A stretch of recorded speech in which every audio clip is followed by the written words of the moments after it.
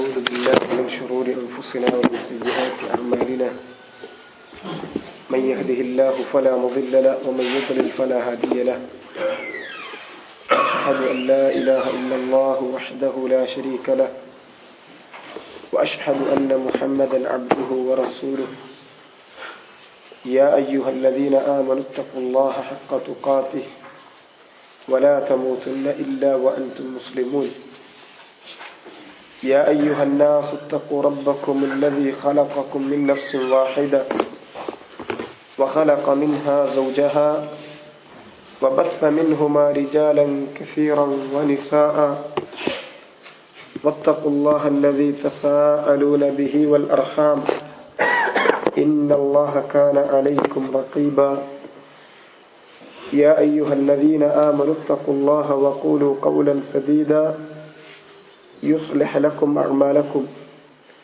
ويغفر لكم ذنوبكم ومن يطع الله ورسوله فقد فاز فوزا عظيما أما بعد فإن خير الكلام كلام الله وخير الهدي هدي محمد صلى الله عليه وعلى آله وصحبه وسلم وشر الأمور محدثاتها وكل محدثة بدعة وكل بدعة ضلالة وكل ضلالة في النار. يقول الإمام العلامة عبد الرحمن بن ناصر السعدي رحمه الله في بيان أسماء الله الحسنى فيقول الواحد الملك المالك الملك المالك അള്ളാഹുവിൻ്റെ അസ്മാകളിൽ മറ്റു രണ്ടു നാമങ്ങളാണ് ഇവ. അൽ മലിക്, അൽ മാലിക്. മലിക് എന്ന നാമവും മാലിക് എന്ന നാമവും ഏതാണ്ട് ഒരേ അർത്ഥം തന്നെ വരുന്നവയാണ് ഇവ രണ്ടും. അള്ളാഹുവിന്റെ അസ്മാകളിൽ ചിലതിന്റെ പ്രത്യേകത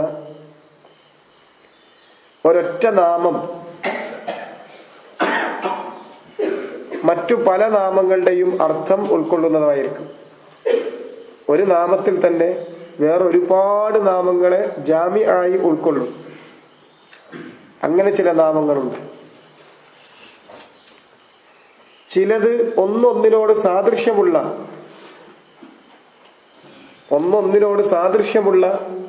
എന്നാൽ പരിപൂർണമായി രണ്ടും ഒന്ന് എന്നല്ല,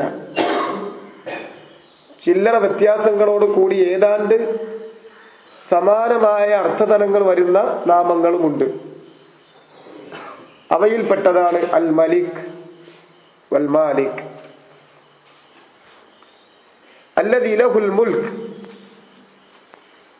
ആരുടെ കയ്യിലാണോ മുൽക്ക്, ആർക്കാണോ മുൽക്കുള്ളത് അവൻ, മുൽക്കുള്ളവൻ എന്നാണ് അതിന്റെ അർത്ഥം. മുൽക്ക് എന്ന് പറഞ്ഞാൽ അധികാരം, ആധിപത്യം. ആരുടെ കയ്യിലാണോ ആർക്കാണോ അധികാരമുള്ളത് അവനാണ് മലിക്, അതുപോലെ തന്നെ മാലിക്. രണ്ടും തമ്മിലുള്ള ചില്ലറ വ്യത്യാസം എന്ന് പറയാവുന്നത്, മലിക് എന്നത് ഒരു വലിയ സാമ്രാജ്യത്തിന്റെ രാജ്യത്തിന്റെ ഒക്കെ അധികാരം ഉണ്ടാകുമ്പോഴാണ് മലിക് എന്ന് പറയുക. മാലിക് അതേ മലിക്കിനും പറയും, കൂടാതെ ചെറിയൊരു കാര്യത്തിന്റെ ഉടമയാണെങ്കിലും മാലിക് എന്ന് പറയാം. മാലിക്കുദ്ദാർ, ഒരു വീടിന്റെ ഉടമ എന്നർത്ഥത്തിൽ പറയാം. മലിക്ക് മാലിക്കിനേക്കാളും കുറച്ചുകൂടി വിശാലത ഉൾക്കൊള്ളുന്നതാണ്. രണ്ടും അല്ലദീ ലഹുൽ മുൽക്ക്, മുൽക്ക് ഉടമസ്ഥത, അധികാരം ഉള്ളവൻ എന്നാണ് രണ്ടും അർത്ഥമാക്കുന്നത്. ഫഹുവൽ മൗസൂഫു ബിസിഫത്തിൽ മുൽക്ക്, മുൽക്ക് എന്ന സിഫത്ത് കൊണ്ട്, ഗുണം കൊണ്ട് വിശേഷിപ്പിക്കപ്പെട്ടവനാണ് മലിക്, മാലിക്.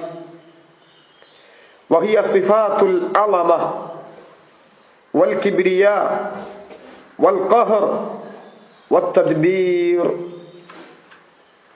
ഇത് ഞാൻ ആദ്യം പറഞ്ഞ ഒരു നാമം മറ്റു പല നാമങ്ങളെയും ജാമിആയി മഅന ഉൾക്കൊള്ളുന്നതായി തീരുന്നു എന്നുള്ളതിന്റെ ഉദാഹരണത്തിൽ വരുന്നതാണ്.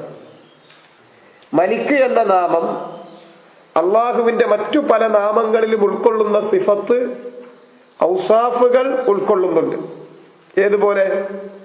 വഹിയ സിഫാത്തുൽ അളമ. സിഫത്തുൽ മുൽക്ക് എന്ന് പറയുന്നത്, മുൽക്ക് എന്ന സിഫത്ത്, മാലിക് എന്ന നാമത്തിൽ മുൽക്ക് എന്ന സിഫത്തുണ്ട്. മലിക് എന്ന നാമത്തിൽ മുൽക്ക് എന്ന സിഫത്തുണ്ട്. മുൽക്കുള്ളവൻ. മുൽക്ക് എന്ന സിഫത്ത് മറ്റു പല നാമങ്ങളിലുമുള്ള സിഫാത്തുകളെ ഉൾക്കൊള്ളുന്നവയാണ്. സിഫാത്തുൽ അളമ, അളീം. സിഫാത്തുൽ കിബ്രിയ, കബീർ. സിഫാത്തുൽ ഖഹർ, ഖഹാർ. അതുപോലെ തന്നെ വത്തദ്ബീർ, സിഫത്തുർ റബ്ബ്. ഇതൊക്കെ റബ്ബ് അല്ലെങ്കിൽ ഖഹാർ, കബീർ, അളീം, ഇതുപോലെ ധാരാളം. അസീസ്, ഇസ്സത്തിൻ്റെത്. ഇങ്ങനെ അളമത്തിന്റെ, കിബ്രിയാഇന്റെ, ഖഹറിന്റെ, തദ്ബീറിന്റെ ഗുണങ്ങൾ ഉൾക്കൊള്ളുന്നതാണ് മലിക് എന്ന, മുൽക്ക് എന്ന സിഫത്ത്. മലിക് ഉൾക്കൊള്ളുന്ന മുൽക്ക് എന്ന സിഫത്ത്. അളമത്ത്, അളമത്ത് എന്ന് പറഞ്ഞാൽ ഇതിനൊക്കെ മലയാളം പറയുമ്പോ എവിടെത്തൂല. അറബി ഭാഷയിൽ രചിക്കപ്പെട്ട ഒരു കവിത മലയാളത്തിലാക്കിയാൽ ആസ്വദിക്കാൻ കഴിയില്ല. എന്നിട്ടല്ലേ അള്ളാഹുവിന്റെ കലാമ്, അതിനപ്പുറം അള്ളാഹുവിന്റെ സിഫാത്തുകൾ. അള്ളാന്റെ സിഫാത്ത് എന്നുള്ളത് ഒരിക്കലും പരിഭാഷപ്പെടുത്തി മനസ്സിലാക്കി ഉൾക്കൊള്ളാവുന്നതിന്റെ എത്രയോ എത്രയോ എത്രയോ അപ്പുറമാണ്. അത് നിങ്ങൾ ഭാഷ പഠിക്കുക എന്നല്ലാതെ അതിന് വേറെ നിർവാഹമല്ല. അളമത്ത് എന്ന് പറഞ്ഞാൽ മലയാളത്തിൽ പറയാവുന്നത് മഹത്വമെന്നോ വലുപ്പമെന്നോ ഒക്കെയാണ്. വലുപ്പമോ മഹത്വമോ, ആ മഹത്വം, വലുപ്പം. അള്ളാഹുവിന്റെ അളമത്ത് എന്നത് വഅളമത്തുല്ലാഹ് ഫീ തൗഹീദി. അള്ളാഹുവിന്റെ അളമത്ത്, അള്ളാന്റെ മഹത്വം, അള്ളാന്റെ വലുപ്പം അവന്റെ തൗഹീദിലാണ്. അത് ഉൾക്കൊള്ളുമ്പോഴാണ് അളമത്ത് എന്ന വാക്ക് ഉൾക്കൊള്ളാൻ കഴിയുക. അളമത്തുല്ലാഹ് എന്നത് അള്ളാഹുവിന്റെ തൗഹീദിലാണ്.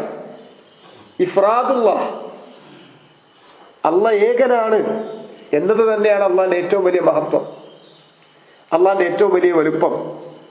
മറ്റാരെയും ആശ്രയിക്കേണ്ടതില്ലാത്ത, മറ്റൊരാളും പങ്കു ചേർക്കപ്പെടാൻ പാടില്ലാത്ത ഏകനാണ് അള്ളാഹ്. അള്ളാഹുവിന്റെ ഏകത്വത്തിൽ തന്നെയാണ് അള്ളാഹുവിന്റെ മഹത്വം. അള്ളാന്റെ ആ അളമത്ത്, ആ വലുപ്പവും മഹത്വവും മാലിക്, മലിക് എന്ന നാമങ്ങളിലുണ്ട്. വൽ കിബ്രിയ, കിബ്രിയാ, തനിക്ക് താൻ മതി, മറ്റാരും വേണ്ട, മറ്റെല്ലാവരും തന്നെക്കാൾ എന്തുകൊണ്ടും താഴെയാണ് എന്ന് പറയാവുന്നത് അള്ളാഹ്ക്ക് മാത്രം. കിബ്രിയാ റിദാഇ വൽ കിബ്രിയാ റിദാഇ. അള്ളാഹുവിന്റെ റിദാ ആണ് കിബ്രിയ. അള്ളാഹ് സ്വീകരിച്ചിരിക്കുന്ന റിദാ ആണ് കിബ്രിയ. ആ കിബ്രിയ മലിക്, മാലിക് എന്ന നാമങ്ങളിൽ വരുന്ന സിഫത്താണ്, മുൽക്കിൽ വരുന്ന സിഫത്താണ്. മുൽക്കുള്ളവനാണ് കിബ്രിയ ഉണ്ടാവുക. കബീർ, ഞാനാണ് വലിയവൻ, എന്റെ താഴെയാണ് എല്ലാം എന്ന് പറയാവുന്നവൻ ഒറ്റൊരുത്തരേ ഉള്ളൂ, അല്ലാഹ്. പടപ്പുകളിൽ ആരും മറ്റൊരാളെ ആശ്രയിക്കാതെ ഒരു വലിയവനും ജീവിക്കാൻ കഴിയില്ല. എത്ര വലിയവനാണെങ്കിലും ചെറിയ ഒരുത്തനെ ആശ്രയിക്കാതിരിക്കാൻ കഴിയില്ല.